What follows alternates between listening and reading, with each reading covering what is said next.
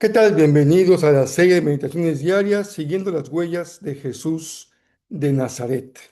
Hoy es miércoles 1 de abril, ya estamos en el mes de abril y nos corresponde la meditación número 51. Estamos con el tema Jesús resucita al hijo de la viuda de Naín. Nuestro texto de hoy está en Lucas 7, 11 al 17 y también leeremos un pasaje muy parecido en Primera de Reyes 17, verso 17 al verso 24. Todos sean muy bienvenidos.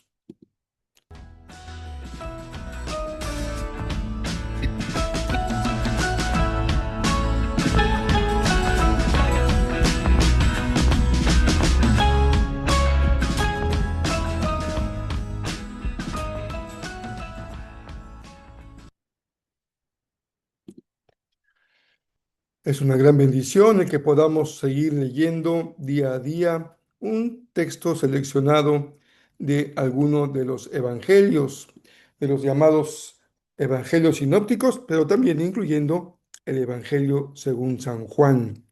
¿Por qué sinópticos? Mateo, Marcos y Lucas, porque comparten una gran cantidad de información, comparten una misma secuencia narrativa, digámoslo así, aunque hay pequeñas diferencias por cada enfoque de evangelio. Marcos, Mateo, Lucas tienen su propio enfoque y propósito, y en eso hay matices en tanto su forma de narrar como en los textos que se incluyen o no.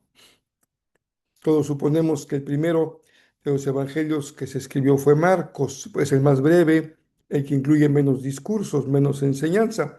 Y luego está Juan, que es un evangelio un poco distinto, más profundo, más teológico, con una estructura diferente, conformada por dos grandes partes. La primera parte, el libro de las señales, donde Juan se ocupa de 7 grandes señales de Jesús, y luego el libro de la gloria, que vendría en la segunda parte con toda la narrativa de su pasión, muerte y resurrección. Pero ¿no les parece que es maravilloso ir acompañando, caminando, siguiendo las huellas de Jesús cada día? Creo que eso nos ayuda mucho a responder una pregunta. ¿Realmente conocemos a Jesús o nos quedamos con una comprensión muy superficial de quién es Jesús? En algunos casos esta imagen es producto de nuestra formación como niños, de nuestra cultura circundante. Seguimos prevaleciendo en nosotros la imagen de un Jesús un poco edulcorado o como muy disminuido en su vigor, muy agradable a la gente. No sé si me explico bien, como que tenemos una imagen de Jesús un poco adecuada o disminuida a una concepción color de rosa, pero hemos visto cómo el Jesús de los evangelios es alguien realmente impresionante en su convicción, en su fortaleza, en su fuerza, en su claridad de misión, en la generosidad de su corazón. Y hoy veremos un dato más acerca de el ministerio de Jesús. Ahora vamos a una pequeña aldea, se llama Naín. Se encuentra a una distancia cercana de la ciudad de Nazaret, en la región de Galilea, una zona Galilea. Cerca de Nazaret se encuentra la aldea o el poblado de Naín, donde vivía esta mujer con su hijo. Vamos a leer entonces Lucas 7, 11 al 17 y vamos a entrar a un milagro extraordinario de corte que no hemos visto hasta ahora, en el que hay algo muy profundo acerca del propósito y la misión de Jesús. Dice así el texto. Poco después, Jesús fue con sus discípulos a la aldea de Naín y una multitud numerosa lo siguió. Podemos imaginar la escena como una procesión con Jesús a la cabeza. Cuando Jesús llegó a la entrada de la aldea, salía una procesión fúnebre. El grupo que sigue a Jesús se encuentra con alguien que sale, un grupo que sale con el cuerpo de una persona fallecida. El joven que había muerto era el único hijo de una viuda, fíjense, dos datos interesantes, único hijo y viuda. y una gran multitud de la aldea la acompañaba. Cuando el Señor la vio, su corazón rebosó de compasión. No llores, le dijo. Luego se acercó al ataúd y lo tocó. Y los que cargaban el ataúd se detuvieron. Joven, dijo Jesús, te digo, levántate. Entonces el joven muerto se incorporó y comenzó a hablar, y Jesús lo regresó a su madre. Un gran temor se apoderó de la multitud y alababan a Dios diciendo, un profeta poderoso se ha levantado entre nosotros, y Dios ha visitado hoy a su pueblo. Y las noticias acerca de Jesús corrieron por toda Judea y sus alrededores. Sin duda que la muerte es el enemigo número uno de la tarea de Jesús. Ahora que estamos en la semana de pasión, estamos justamente en estos días que van rodeando o acercándonos al viernes de pasión, que es el viernes de la muerte de Jesús. La muerte es entonces un elemento fundamental en la lucha de Dios en contra del enemigo de la vida, que es tanto el pecado como a la muerte. La muerte de un joven es un evento particularmente doloroso, porque es alguien que apenas está comenzando a vivir y es alguien que seguramente aún no ha podido cumplir con su ciclo vital. Cuando una persona mayor fallece, uno por lo menos encuentra cierta consolación en el hecho de que esa persona ya cumplió su razón de vida, ya ha cubierto todo su ciclo vital. Y eso le da una cierta comprensión de que la muerte llega en un momento adecuado. Pero en el caso de esta historia, se trata de un evento que irrumpe de una llegada inesperada con la muerte. Pero esa no es la única tragedia de esta historia. Hay una más. La madre de este joven era viuda. Por la escena, parece que la mujer era conocida, la viuda de Naín. Disculpen. Pero el hecho de que Lucas señale su viudez nos habla de que esta mujer, con la muerte de su único hijo, quedaba completamente desprotegida socialmente y destinada a vivir de la caridad, porque todas las propiedades a nombre de su esposo las perdía. Y ella no tenía ninguna forma legal de encontrar sustento como viuda. Por eso la viudez era algo muy terrible en aquellos años. El llanto de esta mujer reflejaba no solamente la pérdida de su hijo, sino todo lo que ese evento implicaba para ella, todo lo que estaba perdiendo. Y claro, que tú y yo pensamos, bueno, qué más doloroso que la muerte de su hijo, sin duda. Pero cuando a esa pérdida le sumas otras pérdidas más, el cuadro es sumamente complicado. Un pequeño poblado es entonces la escena de la presencia de Jesús llegando a encontrarse con la procesión del joven que ha fallecido. ¿Qué hay en esta procesión mortuoria? Hay lamento, hay pérdida, hay dolor. Justamente todo lo que es propicio para que se despierte, como es una constante, el corazón misericordioso de Jesús. La entrada en el poblado del Maestro es un choque entre la vida y la muerte. Es un choque entre el llanto y la alegría. En esta ocasión Jesús no solo pronuncia las palabras para que el joven se levante de los muertos. Hay algo más que el maestro hace que parece no era necesario. Se acerca a la camilla, que es el ataúd abierto, y toca el ataúd. Este tipo de camilla que lleva a la persona fallecida prácticamente abierta, era también algo muy inadecuado porque había la contaminación ritual al tocar a un muerto. Jesús se acerca y vean qué elemento tan impresionante. Toca la camilla. Él sabe del riesgo que esto implica. Más que el riesgo, él sabe las consecuencias que tiene tocar la camilla de un muerto al quedar impuro desde el punto de vista ceremonial. Pero Jesús se deja mover por un corazón que se conmueve por el dolor de una madre. Cuando analizamos el texto con mayor detalle, encontramos cómo Lucas nos va narrando un evento en donde lo que es sobresaliente es la autoridad de Jesús, pero siempre en equilibrio perfecto con su profunda humanidad. Hermanos, creo que eso es algo muy bello. La autoridad divina, majestuosa, soberana de Jesús, encuentra su perfecto equilibrio, no con un Dios poderoso, desinteresado, alejado de la realidad humana, sino un Dios que se ha hecho carne y que ha vivido su humanidad de manera profunda. Eso es la marca de nuestra fe. No podemos estar lejos de donde la misericordia es necesaria, lejos del dolor, del llanto, del sufrimiento, de las pérdidas. Ese es el lugar propicio para la presencia del reino de Dios.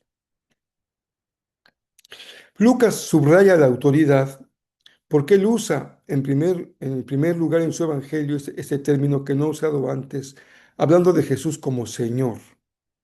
Ya no es solamente un maestro, es ahora también el Señor soberano sobre la muerte.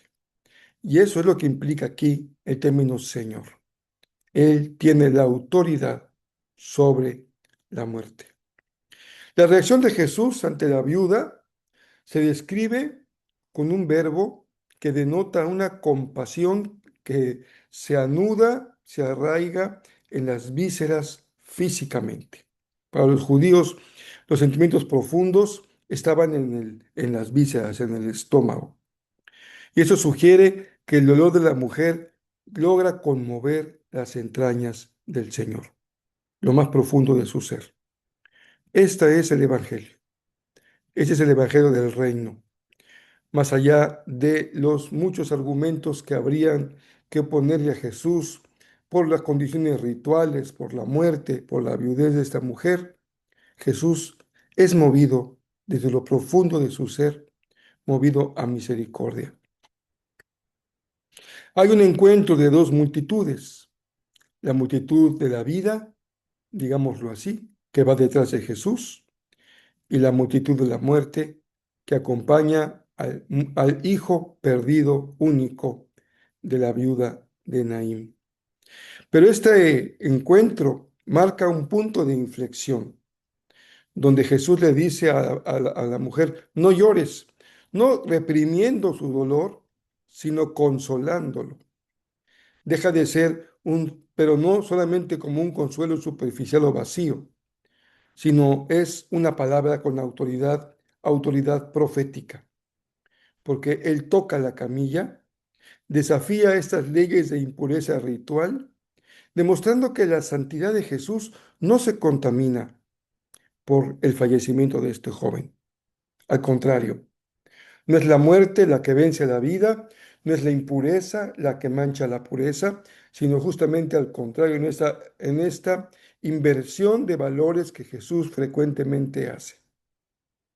Su santidad no se contamina, sino que restaura, culminando en el término médico que usa Lucas y que certifica la recuperación instantánea de la vida y el reconocimiento de Jesús como el profeta esperado. De acuerdo con los especialistas, el significado de este milagro trasciende el evento mismo de la resurrección de este joven para convertirse en todo un despliegue de lo que es Jesús y de su autoridad como profeta. Suele sostenerse que el relato está diseñado para presentar a Jesús como el gran profeta, que vendrá a culminar una larga tradición que supera a Elías y a Eliseo, lo que veremos en un momento más, validando así su discurso en Lucas 4, cuando él habló de la liberación de oprimidos. Ahora estamos viendo cómo esa profecía sigue teniendo cumplimiento. Al resucitar a Jesús, el único Hijo, Jesús, no solo realiza un acto de misericordia, también su acto tiene implicaciones sociales, incluso políticas, porque rescatan a la viuda de su indigencia total, demostrando que el reino de Dios es una fuerza restauradora que irrumpe en la historia para visitar, hacerse presente, acampar en medio de su pueblo. En última instancia, este pasaje funciona como la respuesta, de hecho, a las dudas de Juan el Bautista cuando él preguntó si era el Mesías o no. Y Jesús contestó: vayan y díganle lo que ustedes pueden ver.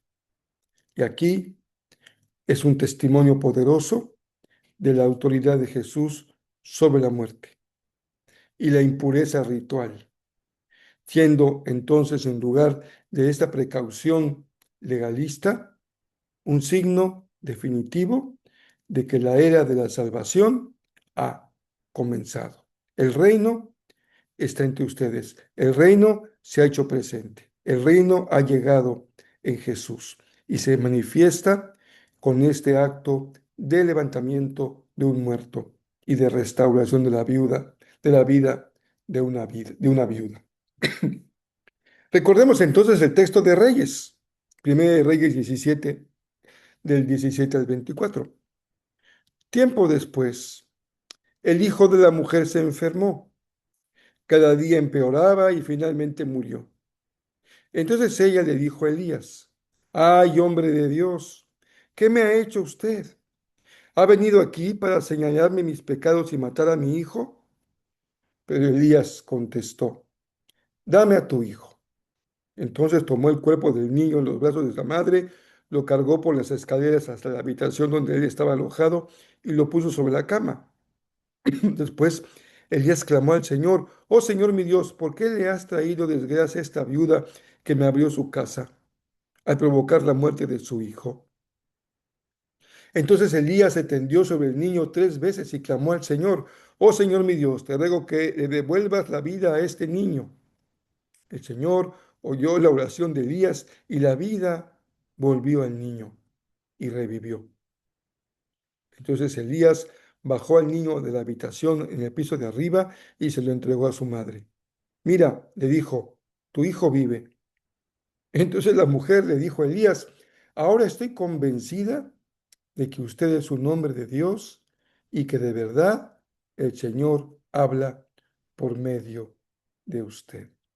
Maravillosa también la historia de del levantamiento del niño de la mujer en el caso de Elías.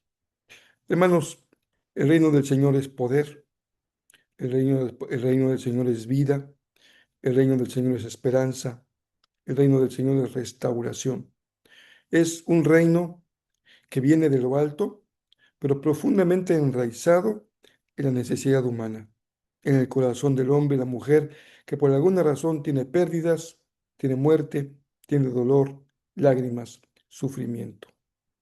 No todos los muertos son levantados físicamente como esta historia, pero sí en todos los casos. Lo que prevalece es la presencia de Dios, del Dios de toda consolación. En algunos casos, para hacer el gran milagro de la resurrección, como los que hemos visto hoy, pero en la más de las veces acompañando el dolor y señalando lo que él dijo más adelante, en lo cual seguramente vamos a llegar en algún momento: yo soy la resurrección y la vida. El que cree en mí, aunque esté muerto, vivirá. El reino es resurrección, el reino es vida. Proclamemos, vivámoslo en un contexto de tanta muerte, tanta pérdida, tanto dolor, tanto sufrimiento. Venimos de un evento traumático con la pandemia. Supimos de muy de cerca qué es la muerte, qué es el dolor, el aislamiento, las lágrimas, la frustración, las pérdidas. No echemos en un saco roto lo vivido, y aprendamos a seguir las huellas de Jesús con un corazón cercano a quien sufre, al que han vivido pérdidas. Ese es uno de los cambios más importantes que Dios hace en tu vida. Dejas de vivir para ti, teniéndote tú en el centro de todo, y comienzas a vivir también para los otros, dándole un sentido a tu existencia de bendición para los demás. Si eres un joven que está pensando a vivir, no todo se trata de ti. Empieza a poner tus ojos más allá de tu propio beneficio y bienestar. Si eres un hombre que ha prosperado y que Dios le ha bendecido en su trabajo ya en una etapa de mediana vida, bendice al Señor porque tus recursos son recursos del reino para bendecir a los que sufren. Si estás ya entrando en tu etapa de declive, cuando ya has vivido y estás llegando a la edad adulta o siendo ya un anciano, nunca pierdas de vista que nunca somos ni incapaces ni inútiles para servir en la dimensión del reino de Dios. Esto no lo olvidemos en la semana de pasión. Y espero que encontremos un momento en la semana para poder adorar al Señor. ¿Por qué no? El tiempo devocional, el tiempo de comunión con Dios no se trata de ti, no es porque buscas tu bienestar ni tu espiritualidad, se trata de agradar al Señor. No lo olvidemos. Nos vemos por la nochecita. Vamos a nuestro tercer culto de este día miércoles. Que el Señor siga hablando y obrando en nuestras vidas.